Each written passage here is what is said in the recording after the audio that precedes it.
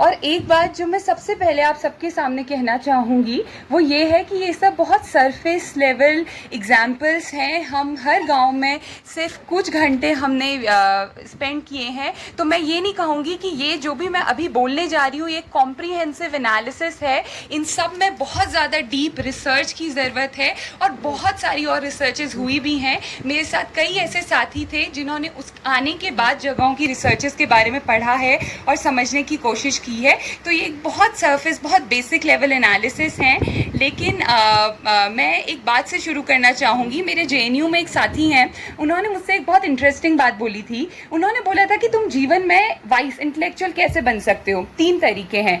पहला तरीका है कि आप ट्रैवल करो, आप जितना ज़्यादा ट्रैवल कर सकते हैं आप फर्स्ट हैंड एक्सपीरियंस लीजिए और खुद से जानिए कि दुनिया, समाज, संसार में चल क्या रहा है, चेंजेस कैसे हो रहे हैं।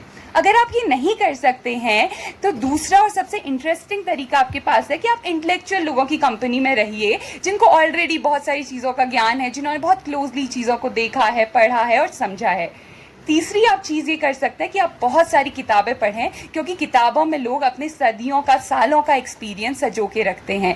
लेकिन जो ये यात्रा है अस्कोट आराकोट अभियान, ये इन तीनों चीज़ों का मिक्स है।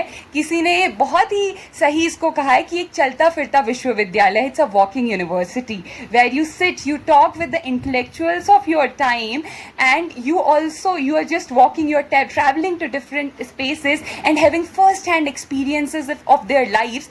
क्योंकि मेरी ज़िंदगी और एक औरत जो यहाँ पे डोका लेके चल के जा रही है, उसकी ज़िंदगी में सिर्फ इतना अंतर है कि मेरे पास एलिमेंट ऑफ चॉइस है जो शायद उसके पास नहीं है। वो दोनों 10-20 किलो के डोके हैं, लेकिन मेरे पास वो अपॉर्चुनिटीज़ हैं जो शायद उसको कभी नहीं मिली। छोटी छोटी कहानियाँ हैं, क्योंकि ऑलरेडी बहुत आपको एक प्रेजेंटेशन दी गई है जो बहुत ज़्यादा कॉम्प्रिहेंसिव थी, तो मैं कुछ छोटी छोटी कहानियों से शुरू करना चाहूँगी। हेरिटेज बहुत सारे टूरिस्ट इसमें आते हैं, हम इनसे अर्न कर सकते थे। आली बेदनी बुग्याल में एक बुजुर्ग व्यक्ति से बात करते हुए वो रोने लगे कि हमारे बुग्याल कैसे दिखते थे, अब कैसे हो गए हैं। लेकिन साथ में हाई कोर्ट का एक ऑर्डर आया था जिसमें उन्होंने ये बोला था कि अब इनमें ट्रैकिंग, आली बेदनी में ट्रैकिंग बंद कर दो। लेकिन इसका like we Paharis, who are Paharis and then who should take responsibility of this sort of distribution, because forest department suddenly comes in and tells you कि ये जो छानियाँ जो सदियों से आपके घर वाले माइग्रेट करते थे, now this don't belongs to you, और हम इसको जाके तोड़ देते हैं। But similarly other hiking companies are operating in a lot of spaces. So this also tells number of stories कि भाई जो यहाँ के रहने वाले लोग हैं उनकी एक्सेसिबिलिटी ख़त्म कर दी गई है, और जो बाहर के लोग आ रहे हैं ये बड़े सीमलेसली यहाँ पे अच्छे से ऑपरेट कर पा रहे हैं। तो ये जो फॉरेस्ट हैं, ये फॉरेस्ट किसके हैं? वन पंचायत की क्या राइट्स हैं, और वन पंचायत को किस तरीके से ऑपरेट करना चाहिए ना। वन पंचायत में हमें पंचायत में बड़ी इंटरेस्टिंग चीज़ दिखी सारी पंचायत में। It's at times there are women जिनको इलेक्ट किया गया है, but they exist no more. सो पहाड़ में औरतों की कंडीशन पे थोड़ा सा और इंटरेस्टिंग डिस्कशन करेंगे कि वो औरतें तो थी नाम में। पूरा डिस्कशन हो गया सरपंच से, एंड लेटर ऑन हमें रात को पता चल रहा है ये तो सरपंच है ही नहीं, इसकी तो वाइफ सरपंच थी। Now this sort of accessibility of women in public sphere, और उनको शुरू से ही पब्लिक डिस्कोर्स से इतना हटाया गया है कि women are not speaking at all apart from places like Pangu where Bhotia communities resides. They still have accessibility to resources. So the entire discourse around tribes and tribals, I think they are doing far better. The way Brahmin communities and other communities have suppressed their women, it's like at its worst. And also we discussed some cases कैसे पुराने time पे पहाड़ों में mass suicide होता था because women are not getting accessibility to basic minimum। मतलब चाय भी बन रही है तो उसमें पानी मिला के औरतों को दे दो। ये बात मुझे सुनील जी से एक डिस्कशन के बाद पता चली। So there is a story, I think he will share in some time कि ये सारी स्टोरीज कहाँ है। चीवा करके गांव है, 1991 के अर्थक्वेक के बारे में आपने सबने सुना होगा। जब भी डिज़ास्टर आता है, हमारे स्टेट की जो रिहेबिलिटेशन पॉलिसीज़ हैं वो तो बहुत बेकार हैं ही, लेकिन काफ़ी टाइम ये चीवा करके हम एक गांव में हमने विजिट किया था। कफलों के नीचे गांव है, और यहाँ पर जो हमारा फॉरेस्ट डिपार्टमेंट है उसने सारे घरों में एक बड़ा बड़ा रेड क्रॉस लगा रखा है। तो हमने उनसे डिस्कस किया कि रेड क्रॉस क्यों लगा है, तो उन्होंने बताया कि 1991 में डिक्लेरेशन हुई थी कि जब अर्थक्वेक आया है तो आपको जहाँ अच्छा लगता है आप वहाँ घर बना लीजिए और अपनी सुरक्षा का ध्यान रखिए। लेकिन आज उनके घर में रेड क्रॉस लगाया गया है कि आप यहाँ से कहीं और चले जाइए, क्योंकि ये तो फॉरेस्ट का लैंड है। नाउ अगेन सुनील अंकल ने मुझे एक बहुत इंटरेस्टिंग बात बोली, जब आप इतने हजारों किलोमीटर डाइवर्ट कर सकते हैं चारधाम परियोजना मार्ग बनाने के लिए, जब जोशीमठ पूरा सिंक हो रहा है, why can't you divert a bit of land to those people who are sort of landless. और वो लैंडलेस लोग नहीं है, जिस जगह पे उन्होंने घर बनाया वहाँ पहले से उनकी छानियां हुआ करती थी। अब बना रहे हैं उसका जितना मग है, सिल्ट है, सारे डिपॉजिट जो है वो आपने ऑलरेडी उन रिवर्स में फेंक दिया है।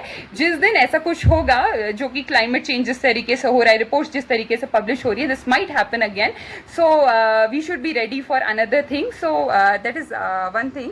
Now also there are lot of debates around climate change. मैं अपने डिस्कशन को क्लाइमेट चेंज डिबेट नहीं बनाना चाहती। एक बहुत इंटरेस्टिंग स्टोरी है, एक गाँव जिसका नाम वीरांगना है। वीरांगना में बहुत बढ़िया संतरा हुआ करता था जो उन लोगों की रोजी रोटी था, और उसका टेस्ट इतना बढ़िया था कि दूर दूर से लोग उसे लेने आते थे। लेकिन एकदम हमारी कॉर्पोरेट क्लास को ये समझ आ गया कि इस संतरे का जूस बनाते हैं और इसका एक्सट्रैक्शन शुरू करते हैं। लोगों को इंसेंटिव दिया गया कि आप ये माल्टा संतरा उगाओ, लेकिन इंसेंटिव के साथ उनको बहुत लालच भी दिया गया। तो जो संतरा और माल्टा हमें दिसंबर में तोड़ना चाहिए था, वो हमने 2-3 महीने पहले शुरू किया उसको तोड़ना। 2-3 साल तक ये मार्केट बहुत अच्छी चली, बहुत फ्लरिश की, आपने जूस बनाया, एकदम आपका इकोनॉमिक बूम आया और आप लोग बहुत पैसे वाले हो गए। 2-3 साल और आज से 5-6 साल से क्या हो रहा है कि उसका संतरा और माल्टा प्रोडक्शन डिक्लाइन हो गया टू इट्स वर्स्ट, क्योंकि गांव वालों ने लठ पकड़ के उसको तोड़ना शुरू किया। And all these spaces are very very sensitive. आपको इकोलॉजी का, अपने पेड़ पौधों का ध्यान रखना होता लगी। और बात करते करते जब हम जाने लगे, सिर्फ 2 घंटे हमारी बातचीत हुई है, उन्होंने हमें खाना खिलाया है और कुछ अपने ट्रेडिशनल चीज़ों के बारे में बताया, और वो जाते हुए रोने लगी, बहुत ज़्यादा रोई। और हमारी साथी हैं जो यहीं पे बैठी होंगी, डीयू से हैं, वो रोने लगी उसके बाद। मेन बात यहाँ पे ये नहीं बताना था कि वो बहुत ज़्यादा इमोशनल थी। मेन बात ये थी कि उसके पीछे एक बहुत स्ट्रॉन्ग स्टोरी है माइग्रेशन की, क्योंकि वो जो महिलाएं थी उनकी पूरी फैमिली माइग्रेट कर गई है। कनार जो है वो 15 किलोमीटर 20 किलोमीटर दूर है सड़क से, और उनके जो बच्चे हैं वो हार्डली कनार कभी आ पाते हैं। तो उनकी आंखों में जो दर्द था, वो दर्द माइग्रेशन का था। वो दर्द था कि वहाँ पर अभी तक हेल्थ और एजुकेशन की जो कंडीशन है वो इतनी ख़राब है कि वहाँ से आगे जो तोक आती हैं, अगर उनके बच्चों को 5 और 8 कक्षा के बाद अपनी स्टडीज पूरी करनी है तो उनको 12 किलोमीटर दूर बरम जाना पड़ता है अपनी पढ़ाई पूरी करने। और इस बीच कई लड़कियां अपनी पढ़ाई छोड़ देती हैं, और कई जो लड़के हैं इवन इफ वो वहां तक पहुंच जाते हैं तो नशे और भांग के उसमें वैसे ही रह जाते हैं। और साथ में कई बार ये भी देखने के लिए मिला कि जो वो लोग फ़ोन यूज़ कर पा रहे हैं, उनको ये पता है कि इस पर्टिकुलर जगह पे फ़ोन आ रहा है, बट उसी गाँव में अभी तक क्लास 12th की क्लासेस स्टार्ट नहीं हुई।